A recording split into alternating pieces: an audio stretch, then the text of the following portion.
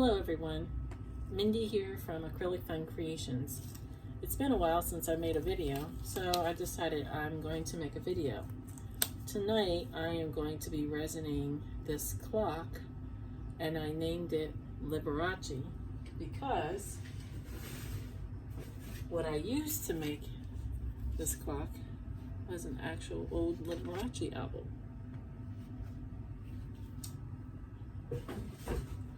So I thought it was fitting to do that. I also added some glitter and some pops of wild, bold colors because Liberace was very wild and, well, with his color schemes, he was wild and he was very bold. I made a set of matching coasters. They don't necessarily have to be sold with the clock, but I had the paint, so I figured I might as well make use of it. The resin tonight that I'm using and that I've been using for quite some time is KS resin, the resin and the hardener. I've been using this almost a year, I think. I like it. It's a quick cure time, 12 hours. Less air bubbles, just a very good resin, and the working time is about 45 minutes, basically meaning after you've mixed your resin, which I've already done here. It's a 1-to-1 ratio. You have about 45 minutes to work with it before it's no longer able to work with it. Sorry, I'm stuttering a lot and I don't know why. So let's get started. So as I said, I mixed up the resin already. So I am just pouring on the resin, and I have gloves. Typically speaking, I would have a respirator on because all the resins, even though they may say they're safe, it is best to wear a respirator, which I have one, but because I'm making the video, I am not. But you can get these on Amazon. Not sure if you can see that. There we go. You get those on Amazon, about 19 bucks. And the filters come off and you can get replacement filters, relatively inexpensive. So I've poured the resin onto the album/clock. And so now I'm just going to take one of my gloved hands and I'm just going to work it kind of in a circular motion, each little section at a time, making sure that I get everything covered. You can go over your hole if you want here in the middle. It's no big deal. When working with resin, it's a good idea to have a silicone mat underneath your workspace or something similar to that, so that if any resin drips from your project, it drips onto something that once it's fully dried, it's easily to peel right off.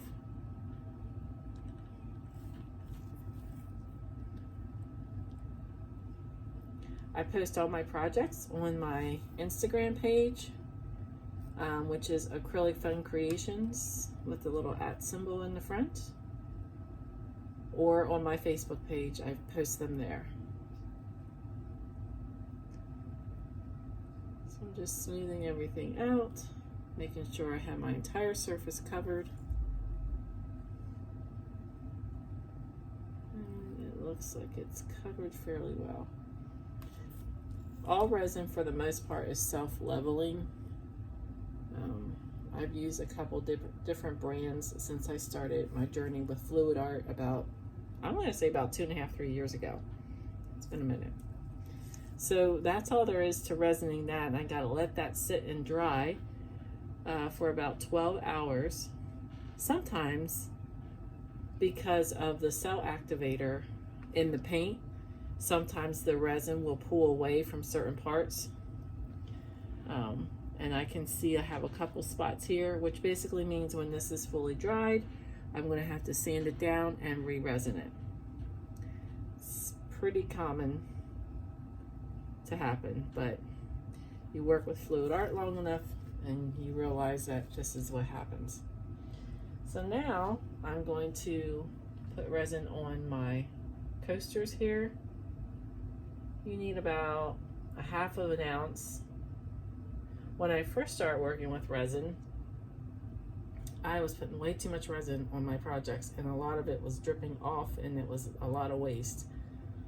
But over time, as I got better with working with resin, I was able to tell when I had approximately enough on my project that I was trying to resin. So if you're new to fluid art and you're new to resining, don't be discouraged if you have a lot of waste at first. Although resin is expensive, you'll get the hang of it eventually. It's just kind of just like when you understand the consistency of your paint when you're going to do a project. When it's fluid art, you know, depending on the type of technique you're going to use, you know, or you at least experiment with the consistency of the paint. So now, let's see there, I have so now I just go in a circular motion again. I usually try to resin over top of other coasters in case there are any excess drips. And I try to go around the sides to make a smooth finish.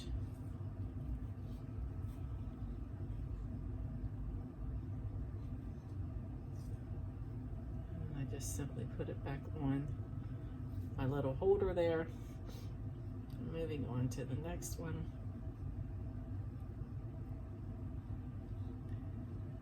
You should also, when working with resin, try to work with resin in a well-ventilated room.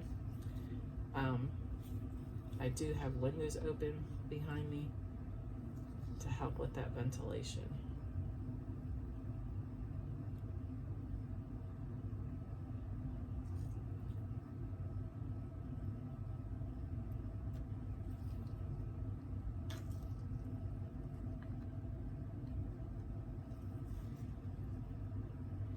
These are wooden coasters, so they're a little lighter than tile coasters, which is what I typically work with, but that's okay. You can resin just about anything. See? Nice and shiny. This resin, and this is another reason why I like it, is heat resistant up to 475 degrees. So I also make trivets. I make a decoupage, which if you're unfamiliar with what decoupage is, it's basically you are gluing a layer of a napkin onto a surface or some rice paper onto a surface. And then I use resin over top of that, and it's heat resistant, like I said, up to 475 degrees. And since I've been using this resin, I haven't had any complaints. The resin I was using before, which I will not say their name because I don't want to have any backlash, because some people love that resin. I, on the other hand, love the brand that I'm using, which is KS Resin. Follow them on Instagram and on Facebook. I also use this brand and this type of resin, which is the UV, to make tumblers. And if you follow my page, you will see some of the tumbler projects. I don't make them often because a lot of people have been doing tumblers for a long time, and that's they're a lot better at it than me, but I have fun doing them, and a lot of people say that they like my work too, so that's always a good thing. So there you have it. That's Resining 101, and Liberace, the clock, will be ready soon. He has to cure it, and like I said, I may need to put another layer on, and the coasters will be available soon. So follow my page on Facebook, Acrylic Fun Creations, or on Instagram. Bye.